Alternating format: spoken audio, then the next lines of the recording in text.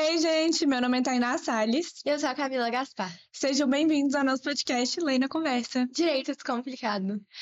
Bom, gente, a gente tá no nosso 4º episódio sobre a matéria de concurso de pessoas. Então, se você não viu os outros episódios, a gente instiga vocês a assistirem antes de ver esse, para vocês entenderem exatamente onde a gente está na matéria.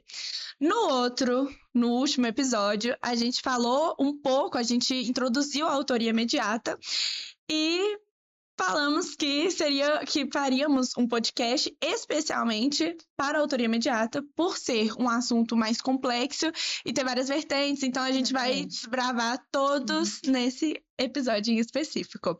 Vou contextualizar superficialmente o que é a autoria imediata e depois a Camis vai complementar com mais informações. A autoria imediata é o que a gente já disse antes, é quando uma pessoa faz uso de outra pessoa, que seria esse instrumento, para cometer um crime que seria do interesse dessa pessoa em específica. Só que, para ocorrer a autoria imediata, a gente precisa de alguns critérios para que seja configurado como autoria imediata. Quais que são esses critérios? Exatamente, gente. A gente tem várias hipóteses em que a gente tem a ocorrência da autoria imediata. É sempre bom relembrar, né, que por via de regra, esse instrumento que o autor imediato usa, ele, na maior parte das vezes, é um agente inculpável. E para a gente analisar isso, a gente tem que voltar um pouquinho na teoria do crime, né? Sim. A gente tem que analisar todas aquelas excludentes elementares da culpabilidade. Então, bom, gente, relembrando um pouco aqui. Dentro da culpabilidade, a gente tem 3 critérios: a inimputabilidade, a potencial excludente de ilicitude e a exigibilidade de conduta diversa. Gente, dentro da inimputabilidade, que é essa capacidade de entender a situação criminosa, a gente tem aquelas pessoas portadoras de alguma doença mental, aquelas pessoas que têm um desenvolvimento mental retardado e as pessoas que têm um desenvolvimento mental incompleto, que são os menores de idade. E para cada um desses agentes, a gente vai ter que analisar a situação sobre um olhar diferente. Por exemplo, quando a gente está diante de um agente, né, um autor imediato, que é portador de alguma doença mental ou que tem o desenvolvimento mental retardado, a gente adota a teoria biopsicológica, ou seja, para entender se esse agente é de fato inculpável, a gente tem que analisar se, no momento da prática da conduta criminosa, essa pessoa tinha a capacidade de entender e querer que aquela conduta criminosa acontecesse. Então, eu vou dar um exemplo. Se, por exemplo, uma pessoa que tem esquizofrenia, ela tá ali num episódio de mania, quando ela cometeu o ato criminoso, e ela não adere à conduta do autor imediato, ela não tem a capacidade de entender o que está acontecendo e a capacidade de querer aquela atitude criminosa, aí ela é inculpável. Agora, se essa mesma pessoa com a mesma doença, ela não tá num estado de mania. No momento do ato, ela aderiu à conduta do homem de trás, ela tinha a capacidade de entender e de querer, aí ela já é culpável, só que ela não vai ter a mesma pena, obviamente, que o autor imediato, né? Então, assim, a situação dela vai atenuar aquela pena. Camis, você disse que nessas situações a gente usa o biopsicológico para saber se a pessoa estava em um momento sã ou não, se ela aderiu à conduta. E no caso do menor de idade, né? Incompleta. Gente, quando a gente está diante de um menor de idade, quando a gente está diante de uma pessoa que tem um desenvolvimento mental incompleto, a gente está sempre falando de um inculpável. Então, não importa saber se essa pessoa aderiu ou não à conduta criminosa para que ela seja inculpável. O Código Penal, ele só do fato daquela pessoa não ter 18 anos completos faz com que ela seja inculpável. Então, não importa analisar se essa pessoa tinha a capacidade de entender e de querer. Porque muitas vezes, assim, quando a gente está falando de uma pessoa com 17 anos, que viveu sempre no crime, que, enfim, vive disso, a gente está falando de uma pessoa que está aderindo à conduta. Então, a gente pode estar diante de uma pessoa que realmente queria a prática da conduta criminosa. E nesses casos, então, por que a gente tem essa dissociação, se foi autoria imediata ou não? Porque a gente precisa analisar se o autor mediato usou dessa pessoa para, enfim, Fazer um praticar aquela agravo. conduta criminosa. O autor mediato vai ser sempre punido. Isso Uhum. não tem dúvida nenhuma. A pena dele é até agravada. Só que a gente tem dois autores sempre. A gente tem o autor mediato e o autor imediato. Uhum. Não é porque o menor de idade é autor que ele vai ser absolvido.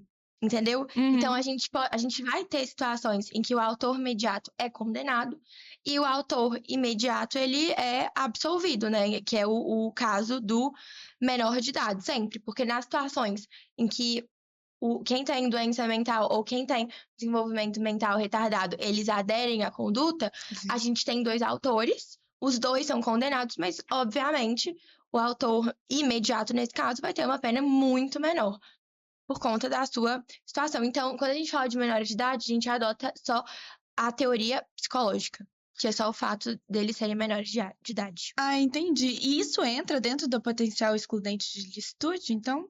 Na verdade, não. Quando a gente está falando de potencial excludente de licitude, a gente fala de erro de proibição. O que é isso?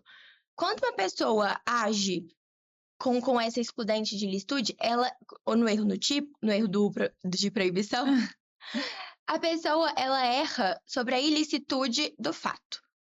Então, ela não tem reconhecimento de que o ato que ela está praticando é ilícito, ou se ela tem consciência da ilicitude do ato, ela acha que ela está numa causa de excludente de ilicitude. Vamos dar um exemplo que eu acho que vai ficar mais fácil. Porque a gente pode ter também autoria imediata no erro de proibição. Vamos supor que a gente tenha um muçulmano que veio pela primeira vez no Brasil, não fala nem português, não sabe nada das leis do Brasil, e ele encontra uma pessoa que não gosta dele, que quer muito que ele seja preso. E essa pessoa fala para ele que ele pode casar com 4 mulheres, ou enfim, mais de uma mulher, porque por ele ser muçulmano, ele não seria penalizado por essa conduta. Nesse caso, a gente analisa se esse erro foi evitável ou inevitável. E isso a gente só consegue olhar dentro do caso concreto, dentro da percepção do autor. Então, se, por exemplo, essa pessoa, esse muçulmano, ele veio para o Brasil, não estava sabendo de nada, ele realmente acreditou que ele estava sobre uma excludente de ilicitude, ali a gente está falando de um erro que é inevitável. Só que, vamos supor que ele já esteja morando no Brasil, tem 10 anos, tem muito tempo, ele não podia falar que ele achava que ele podia casar com mais de uma mulher. Aí a gente está diante de um erro do tipo inexcusável, né? Que é evitável. Então, a gente analisou dois termos, né? O excusável, que ele não poderia evitar, mesmo com esforço, que é a questão dele morar no Brasil só há 1 ano e não ter conhecimento da lei, mesmo com esforço, ele ele foi coagido, né? Tinha consciência de que ele, né, achava que tinha essa consciência de excludente de licitude. E o outro caso, que é o inexcusável, que ele poderia ter esse conhecimento, né? Ele poderia ter evitado. Com o mínimo esforço mental, assim, ele poderia perceber que não, que ele tá praticando um ilícito. E mesmo assim, mesmo com ele tendo que ter, né, esse raciocínio, se ele for condenado, ele também terá a pena diminuída de 1/3 a 1/6. Entendi. Agora vamos falar desse terceiro elemento ali da culpabilidade, que é a exigibilidade da conduta diversa. Me explica, Tainá, o que é isso e como que a gente pode ver a autoria imediata nessa situação? Então, no caso da não exigibilidade da conduta diversa, é exatamente o que a gente lê, né? A gente não exige, a sociedade em si, ela não exige outra conduta nessas situações específicas que eu vou falar. Então, dando um exemplo simples, assim, é quando você vai fazer alguma coisa e todo mundo acha coerente que você esteja fazendo essa coisa, mesmo que seja algo que seja ilícito. Então, a gente vai falar sobre uma não exigibilidade de conduta adversa, que é a coação moral irredutível.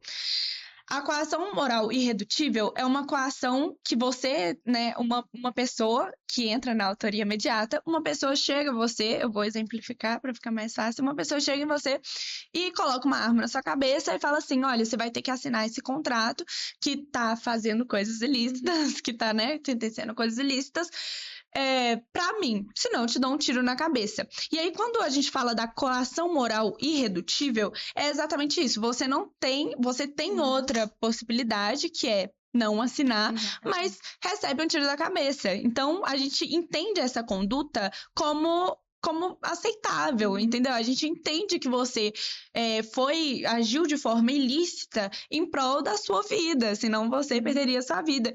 Isso se enquadra na autoria imediata porque tinha alguém te coagindo a fazer isso e te sentenciando. É muito interessante a gente falar que é esquisito, na verdade, a gente falar que ele tinha outra opção, no caso, porque a outra opção era viciada. Era viciada. Você só tem. Acaba que a sua opção sempre vai ser assinar do que morrer, né? E eu acho interessante também a gente diferenciar a coação moral da coação física. Sim. Porque a coação moral, ela extingue a culpabilidade. Já a coação física, ela extingue a conduta. Exatamente, porque você não tem dolo. Eu vou dar um exemplo, porque às vezes as pessoas, elas acham que a coação física é exatamente quando alguém aponta uma arma na sua cabeça, mas isso é coação moral. A coação física é quando você realmente não tinha outra escolha. Vou dar um exemplo. Se eu empurro a Tainá, ela faz um estrago, assim, machuca uma pessoa, ela não pode ser punida por isso. Porque não tem vontade, não foi um ato voluntário da Tainá. Foi algo que foi imposto a ela por um terceiro. Por isso que essa é a coação física, e aí ela vai excluir o fato típico. E aí, na teoria do crime, a gente tem exatamente essa distinção. Exatamente. Inibe, né, no caso, exclui a conduta, e aí exclui o fato típico. Exatamente. Inclusive, a gente tá querendo fazer um episódio específico para a teoria do crime, porque é aplicado em vários meios. Exatamente. E muito importante pra gente ter esse entendimento, inclusive, da questão que a gente tá falando em si, né?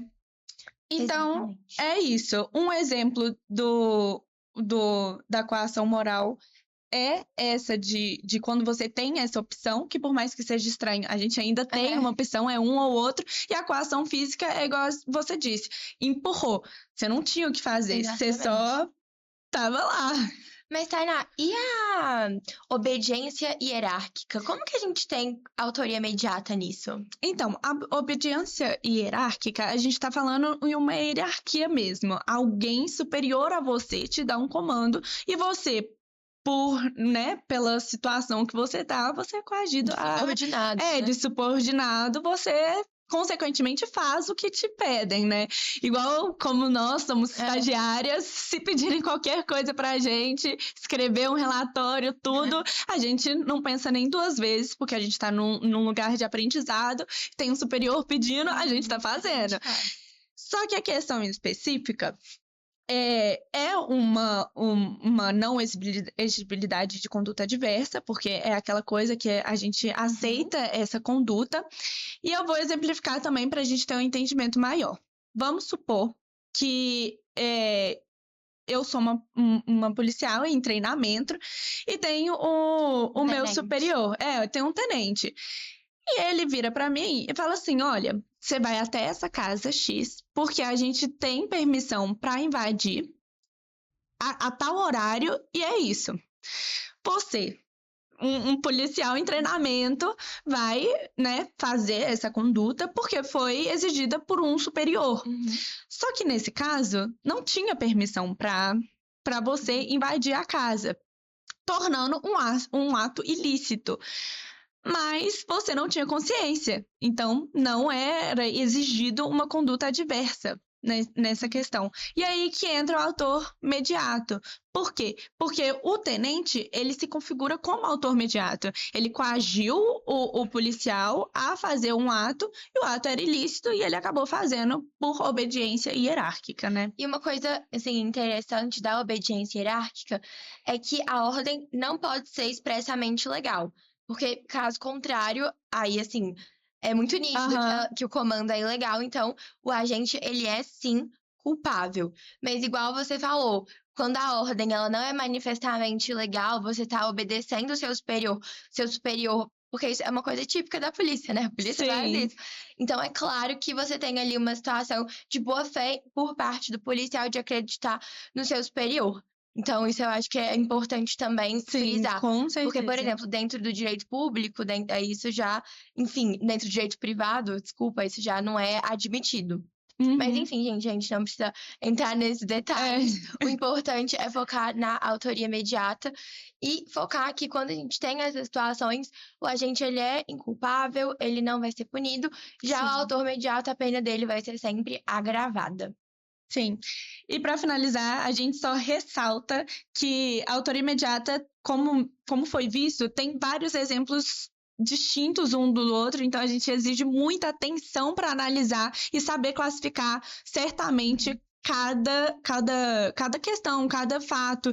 Então, nos concursos, nas provas, sempre é muito complicado, e aí a gente chama um pouquinho a atenção para isso, para você saber classificar certinho os erros e, inclusive, achar eles dentro da teoria do crime, né? O que foi excluído, o fato típico, a ilicitude, enfim, né? Exatamente. Então é isso, acho que a gente encerra por aqui. Sim, no próximo episódio a gente ainda vai ficar falando um pouco sobre isso, a gente vai falar de participação, a gente vai entrar em detalhes do artigo 29 e do artigo 30, que falam sobre concurso de pessoas.